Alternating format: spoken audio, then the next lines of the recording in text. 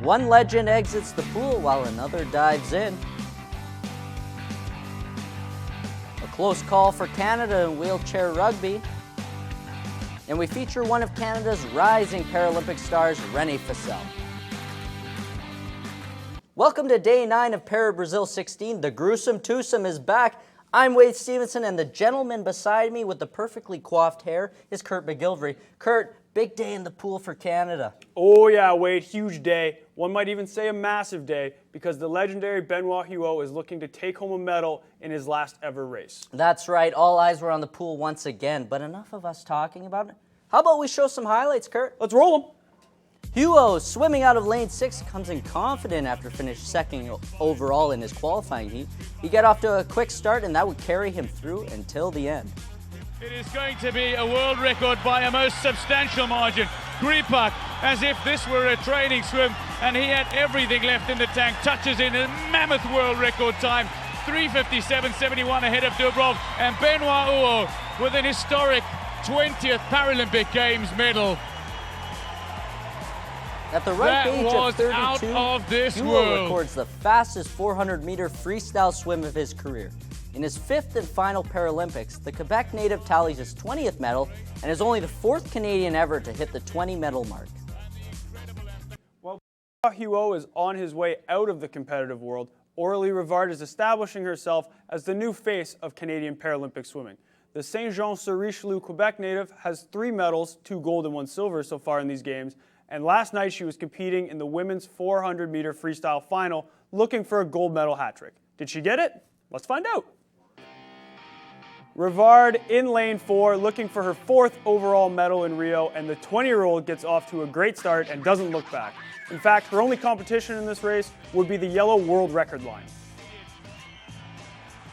Battle for silver between Monique Murphy, Elodie Laurandi. Murphy is making a real charge in the closing 25, while Jablonska and Laurandi are battling it out neck and neck for the bronze medal. But right now, it's all about Aurelie Rivard, the 20-year-old.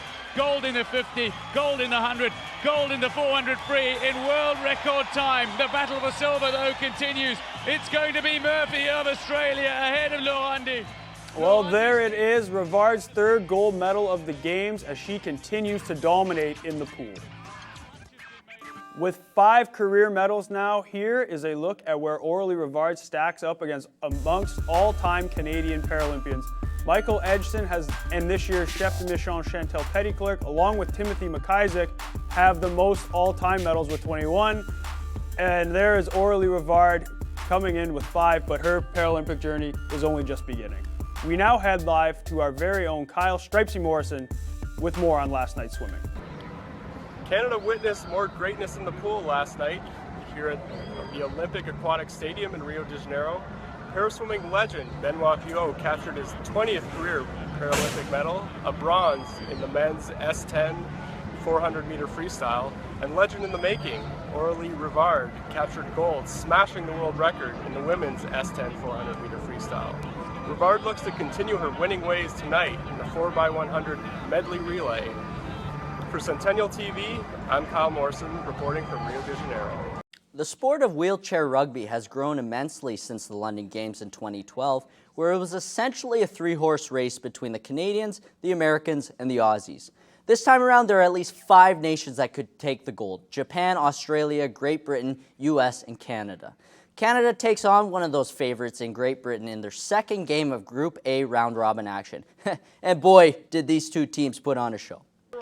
We pick things up in the 4th, tied at 42. Ayaz Buddha of Great Britain with the sweet outlet to Jimmy Roberts, and then the curl back from Roberts. They play some tremendous give and go. The butcher, the baker, the candlestick maker, Roberts with the dish, Buddha with the finish. Great Britain takes a 43-42 lead. With just over 2 minutes left, Canada's superstar Zach Medell on the fast break to even the score, one of his 30 goals of the match. Canadian supporters, yeah, they're loving it for Medell. Final seconds of regulation now. Great Britain trying to break the tie. Is that Zach Medell or Steve Tasker out there? Medell checks Chris Ryan, forcing the pass to Buddha, who is then upended by Medell at the goal line. What a play and what heart from Medell as the Canadians force OT. Less than a minute to go in OT, Jimmy Roberts, the Welsh wizard, wheeling and dealing for the Brits, finds an open Buddha who wheels in for the tally, tying it at 49. 14 seconds left now, and it's all down to this. After a timeout, Canada inbounding and trying to weave a way through, it's Medel taking the ball and trying to find daylight, runs into a defensive wall, reevaluates, finds a streaking Trevor Hirschfield from Langley, BC, who takes it home for the score with 0.7 seconds left. T-Bone, are you kidding me with that? What a finish, a 50-49 overtime win. Canada improves to 2-0 while Great Britain falls to 0-2. Zach Medel continued his dominance in the tournament by scoring another 30 goals. Trevor Hirschfield and Michael Whitehead also chipped in with 7 and 6 goals respectively. Great Britain had depth scoring with Jim Roberts leading the way with 21 goals, while Ayaz, I can't believe it's not Buddha, contributed another 11. Renee Foessel is looking to replicate her success from the 2015 Pan Am Games in Toronto, where she won a gold medal in discus. The 21-year-old was introduced to track and field at an early age and is aiming to reach the top of the podium in Rio for discus, as she gets set to make her Paralympic debut.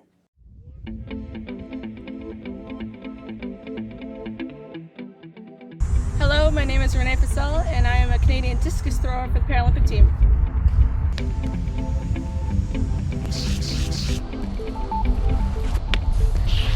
I had started getting serious, so probably 2011. That was my first World Championships, and maybe that's partially when I'd realized that the potential to represent the Paralympic Games was in the future. You know, she's ranked third, well, she'll be ranked second in the world, third in the mixed class.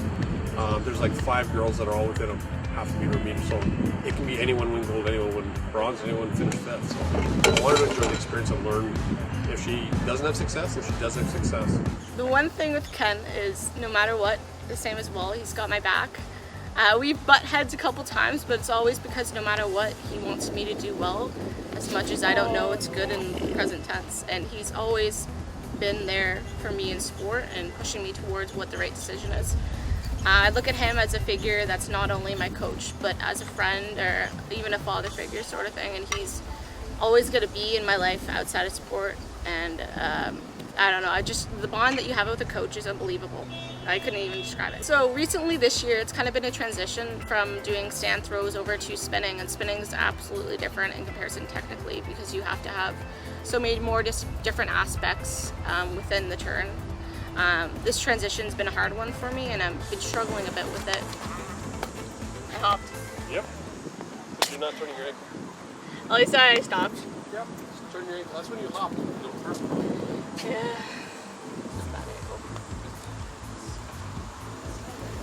I hopped again. Yeah, you did. But I'm hoping to have that kind of set for in Rio, and if not, be able to have my perfection of my stand throw and the confidence with that when I do compete. I don't like taking a step back. I like to take a step forward. So we're doing as much as we can to work towards that. If I had an ultimate goal, it would be a gold medal, but being more realistic, I think it'd be quite possible to definitely have a podium finish. I would love to be a part of that Paralympic movement and making us become aware in what we are capable of, and hopefully that divide between Olympic and Paralympic sport could become shorter and smaller within time. As we saw earlier in the show, Benoit Huot took home a bronze medal in the final race of his Paralympic career. Huot has been a mainstay for the Canadian swimming team, participating in his first Paralympics back in the 2000 Sydney Games. Since 2000, Huot has amassed 20 Paralympic medals, setting countless world records and Canadian records in the process. Today, we take a look at Huot and how he has managed to maintain his success over such a long and storied career. Benoit Huot of Montreal, Quebec, Paralympic medalist in para-swimming. When I started in parasport, things were not as hard as it is today to get to those medals. And just because of the depth of the field, there was not as many countries participating and swimmers being active around the world. But now our movement has grown so much that a lot of people are taking this opportunity and investing as well into parasport.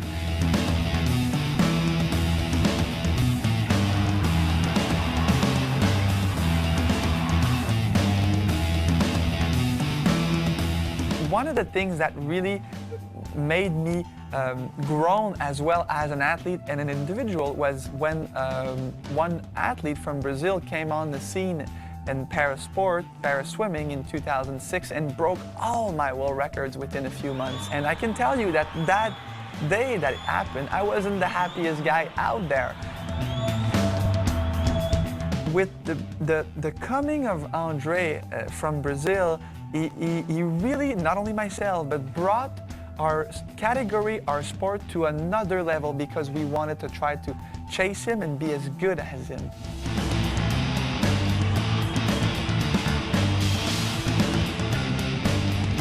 The word performance is just that word that is attached to my personality when I think about what I do in the sport. I am competing, and I've been doing it for a long time, to perform. And this is the word that is attached to me every time I'm trying to, hit the water and race fast.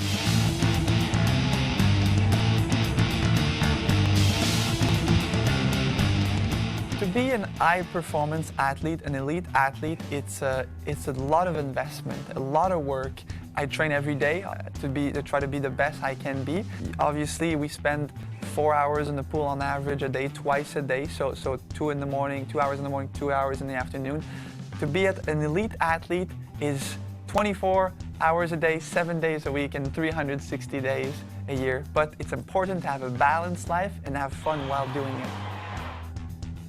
I think that what's really driving me still today in the sport is there's so many different aspects in life and in this high performance sport in general that we can improve.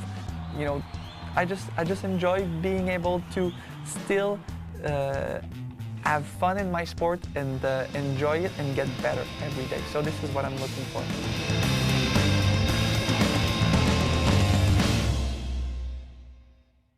Here's a look at the updated medal standings. China's in first with 197 medals, followed by Great Britain with 116, and Ukraine rounding out top 3 with 95.